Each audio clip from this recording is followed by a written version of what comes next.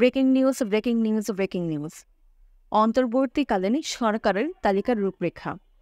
তত্ত্বাবধায়ক সরকারের প্রধান ডক্টর মোহাম্মদ ইউনূস।